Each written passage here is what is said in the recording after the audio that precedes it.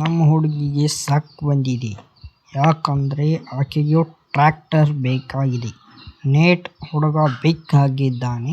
ಅದ್ರ ಸಂಬಂಧ ನಾ ಬ್ಯಾಡಂತ ನನ್ನ ಸಂಬಂಧ ಬ್ರೇಕಪ್ ಮಾಡ್ಕೊಂಡ ಹೊಂಟಿದಾಳು. ಆಕೆಗೆ ಎತರ ಹೊಡಿಬೇಕು ನೀವು ಹೇಳ್ರಿ. ನಾ ಬ್ಯಾಡಂತ ಟ್ರ್ಯಾಕ್ಟರ್ ನೋಡಿ ಅವನ ಕಡೆ ಹೊಂಟಿದಾಳು.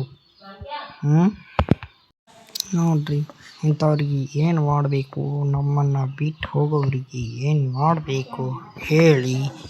ಈಗ ನಾ ಬ್ಯಾಡಂತ ನನ್ನ ಸಂಬಂಧ ಬ್ರೇಕಪ್ ಮಾಡ್ಕೊಂಡು ಹೊಂಟು ಬಿಟ್ಟಳು. ನಾನು ರೊಕ್ಕ ಮಾಡ್ತೀನಿ, ನಾನು ಟ್ರ್ಯಾಕ್ಟರ್ ತರ್ತೀನಿ, ನಾನು ತಿಂಡಿ ಮಗ ಇದ್ದೀನಿ, ನಾನು ಈಗ ಶುರು ಆಯಿತು. ಅವರಿಬ್ಬರು ಜೋಡಿ ಗಂಟರು ಕೆಮ್ಮಂದು ನಾನು ಮೆರೆದು ತೋರಿಸ್ತೀನಿ ನೋಡಿ. ನಾನು ಇದು ಸೇಮ್ ಹೀಗೆ ಟ್ರ್ಯಾಕ್ಟರನ್ನು ತರುತ್ತೇನೆ. ನಾನು ದುಡಿಯೋಕೆ ಹೊಂತೀನಿ, ನಾನು ಟ್ರ್ಯಾಕ್ಟರ್ ತರ್ತೇನೆ ನೋಡಿ. ಸದ್ಯನ ಈಗ ಶೋರೂಮ್ಗೆ ಹೊಂಟಿದ್ದಾನೆ. ಶೋರೂಮ್ ಪೀಸ ತೆಗಿತೇನೆ ನೋಡ್ರಿ. ಶೋರೂಮ್ಗೆ ನಾನು ಎಂಟ್ರಿ ಕೊಟ್ನಿ. ಕಾಕ ಹೇಳಿದ, ನೀನು ಟ್ರ್ಯಾಕ್ಟರ್ ತಗೋ, ಆದರೆ ಲೋನ್ ಆಗೋದಿಲ್ಲ, ರೋಕ್ ಬೈ ಟೋಕ್. ಆಯಿತು, ನಾನು ರೋಕ್ ಬೈ ಟೋಕ್ ಹಣವನ್ನು ಕಟ್ಟುತ್ತೇನೆ.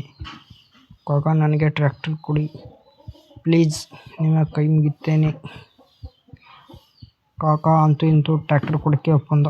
ನಾನು ಟ್ರ್ಯಾಕ್ಟರ್ ತಗೊಂಡೆ. ನಮ್ಮ ಹುಡುಗಿ ಕಡೆ ಹೋಗ್ತೀನಿ ಈಗ ನೋಡಿ. ಆಕೆ ಮುಂದೆ ಹೇಗೆ ಉರಿಸ್ತೀನಿ.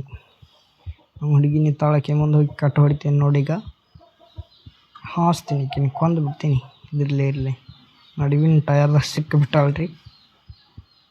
ಈಕಿನ ಕಲಾಸ ಮಾಡ್ಲೇನು ಬೇಡ್ರಿ.